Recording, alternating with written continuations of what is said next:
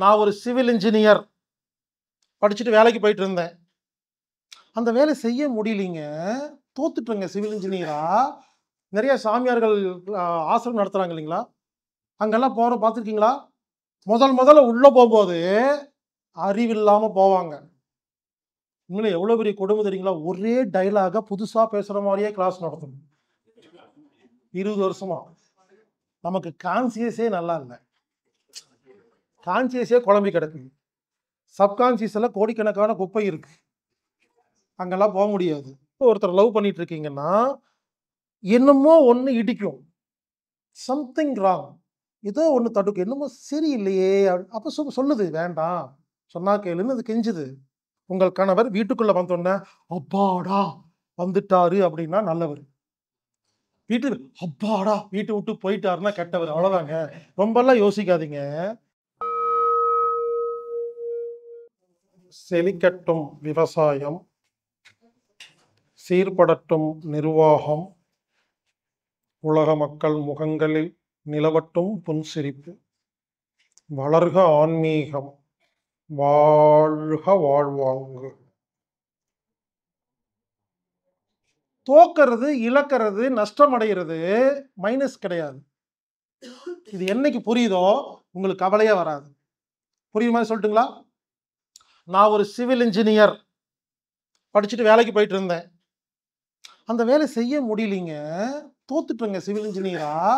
அதனாலதான் நான் அக்குபஞ்சர் டாக்டரா மாறினேன். சாரி, அதனாலதான் யோகா டீச்சரா மாறினேன். அப்போ சிவில் இன்ஜினியரா நான் தோத்தனால தானே யோகா டீச்சரா மாறினேன். இப்போ யோகா கிளாஸ் நடத்திட்டு இருந்தேங்க. நடத்தவே முடியலைங்க. நான் க்ளோஸ் பண்ணிட்டேன். யோகா சென்டரை க்ளோஸ் பண்ணனால தான் அக்குபஞ்சர் சிகிச்சையாளரா மாறினேன். அக்குபஞ்சரை க்ளோஸ் பண்ணிட்டு தான் இப்போ ஹீலர் பாஸ்கரா கிளாஸ் நடத்திட்டு இருக்கேன். புரிஞ்சுக்குங்க. அதுல ஜெயிச்சிருந்தா இப்ப ஹீலர் பாஸ்கர் வந்திருக்க மாட்டாரா இல்லையா? உங்களுக்குன்னு ஒரு இடம் இருக்கு. அது போற வரைக்கும் தோத்துட்டு இருப்பீங்க. அது வந்தோடனே செட் ஆகி ஒரே மாதிரி போகும். அது வரைக்கும் தோத்தா அது உங்களுடைய வேலை இல்லை, அது உங்களுடைய வீடு இல்லை அப்படின்னு அர்த்தம். தப்பா இடத்த மாத்துங்க. மாத்தி மாத்தி கூட்டு போங்க. ஒரு செட் ஆயிருவீங்க. அதுக்கப்புறம் ஒரே மாதிரி இருப்பீங்க. அப்பதான் இந்த இடத்துக்கு வந்திருக்கீங்கன்னு அர்த்தம். சோ நீங்க தோக்கலீங்க, அப்டேட் ஆறீங்க. ஒரு ஆபீஸ்க்கு வேலைக்கு போவீங்க. 15,000 ரூபாய் சம்பளம். போகும்போது நல்லா இருக்குங்க.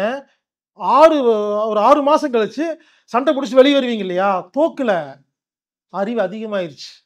அந்த ஆபீஸ் உங்களுக்கு செட் ஆகல. அப்ப அதை விட அறிவுள்ள வேலைக்கு போங்கங்கிறங்க. நிறைய சாமியார்கள் ஆசிரமம் நடத்துறாங்க இல்லைங்களா? அங்கெல்லாம் பார்த்துருக்கீங்களா?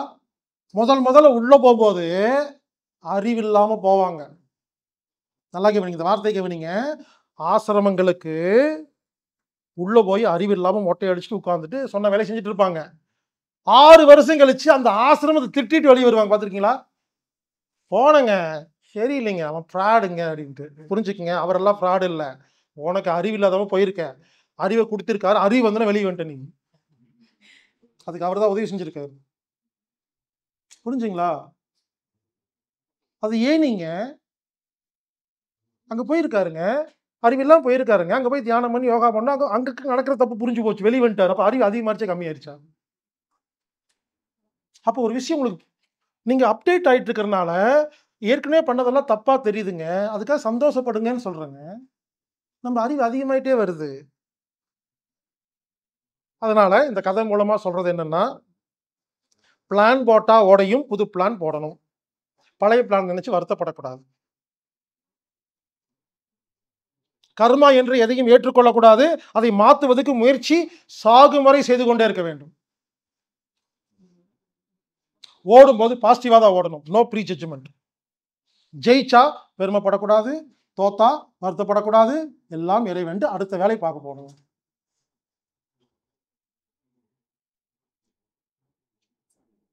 புரிந்து கொள்ளுங்கள். இந்த கர்மா தியரி அப்படிங்கிறது இதுக்கு பேரு கர்மா தியரி. கர்ம யோகம் வேற, கர்ம யோகங்கிறது வேற டாபிக்.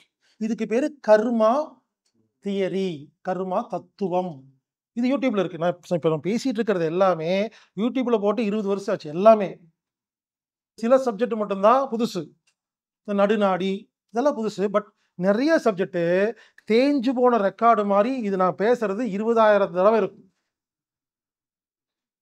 உண்மையிலே எவ்வளவு பெரிய கொடுமை தெரியுங்களா? ஒரே டைலாக புதுசா பேசுற மாதிரியே கிளாஸ் நடத்தணும் 20 வருஷமா. அதே மாதிரி உட்காந்து அதே மாதிரி யோசிச்சு பாருங்க. சப்ஜெக்ட் ஒண்ணுதாங்க. நான் பல வருஷமா ஒரே விஷயம் தான் பேசிட்டு இருக்கிறேன். சப்ஜெக்ட் இவ்வளவுதான். இதை புரிய வைக்கிறதுக்கு தான் முயற்சி பண்ணிட்டு இருக்கோம். புதுசு புதுசா வேண்டாம், இருக்கிறது போதும்.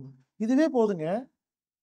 கர்மா தியரியை புரிந்து கொண்டு இனிமேல் இந்த கான்செப்டுக்கு வந்தீங்கன்னா, இப்ப சில பேர் கேள்வி கேட்டிருந்தீங்க நடுவுல என்ன பார்க்கும் போதெல்லாம் இந்த கர்மா பத்தி. அதனால இந்த சப்ஜெக்ட் சொல்லியிருக்கிறேன். கர்மா தியரி புரிஞ்சிருச்சுன்னா இனிமேல் உங்களுக்கு எல்லாமே புரிஞ்சிடும். ஓகே.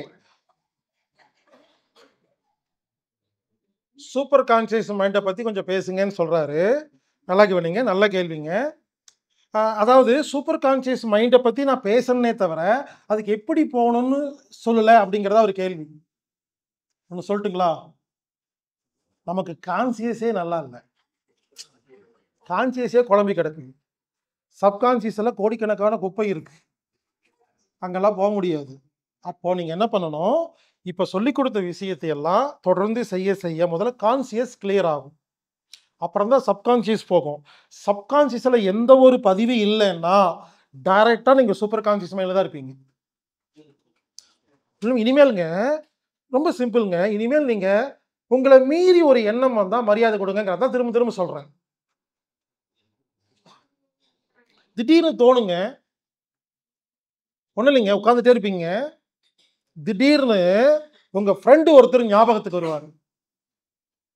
கடந்த 6 மாசத்துல அவரை நினைச்சிருக்கவே மாட்டீங்க. அப்படி சொல்றேன்.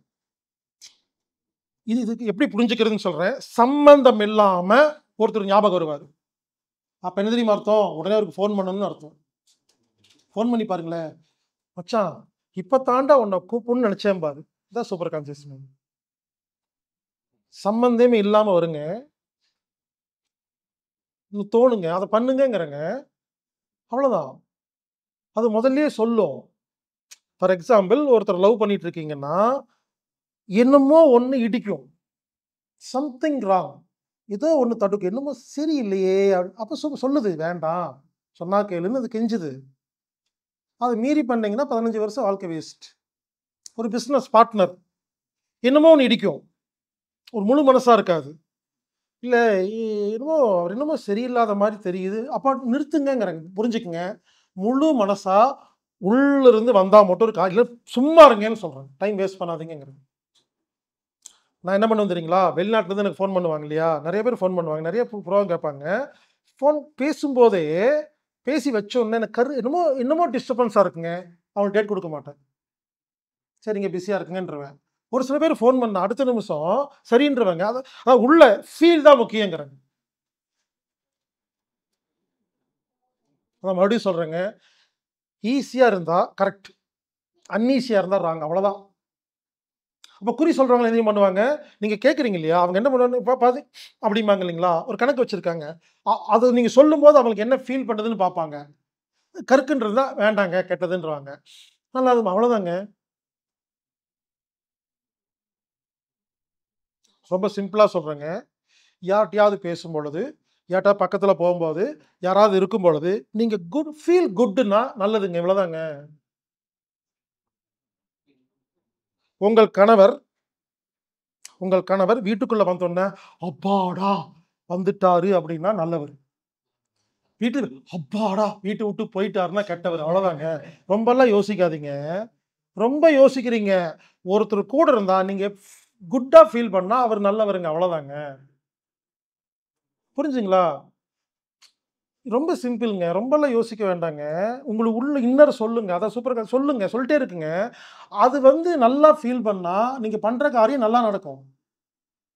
அது என்னமோ இழுத்து புடிச்சிட்டு போனா சம்திங் ராங், அது விட்டுற வேண்டாம். சம்திங் ராங்ன்னு கொஞ்சம் யோசிக்கங்கங்கிறேன். முதல்ல இப்ப சொன்ன பயிற்சி எல்லாம் செய்ய செய்ய ஆட்டோமேட்டிக்கா நடுமனம் சுத்தமாகி விட்டால் 24 மணி நேரமும் சூப்பர் கான்சியஸ் மைண்ட் இருப்பீங்க. மிருகங்கள், குழந்தைகள், ஞானிகள் எப்பொழுதுமே நேரடியாக சூப்பர் கான்சியஸ் மைண்ட் இருக்கிறார்கள்.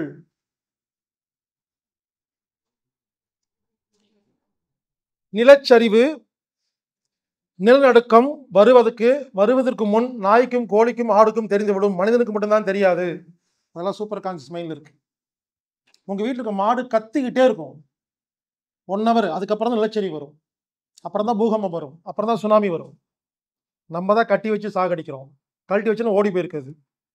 அது ஓடி போய் எங்க நிக்குதோ அங்க போய் நில்லுங்க, அங்க வராது. ஆமாங்க. ஒரு கரப்பாம்பூச்சி கூட நிலத்துல சாகாதுங்க. அது வீட்டு குடுன்னு ஓடிருங்க அது. எல்லாருக்கும் தெரியுதுங்க, நமக்கு தாங்க தெரியல.